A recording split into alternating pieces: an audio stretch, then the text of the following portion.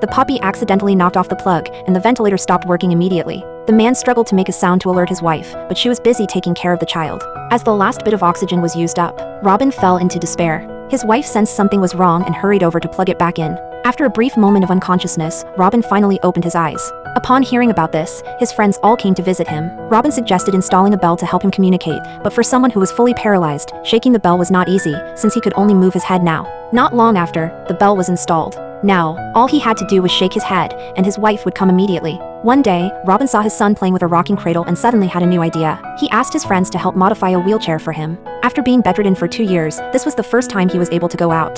The wheelchair had a top speed of 5 kilometers per hour and could provide 3 hours of battery life for his ventilator. Excited, Robin rode it to the hospital to show off, as he hadn't gotten out of bed in a long time, and neither had his fellow patients. However, when the director saw this, he was furious, believing that Robin's actions would harm the other patients' morale. Since then, Robin never went back to the hospital.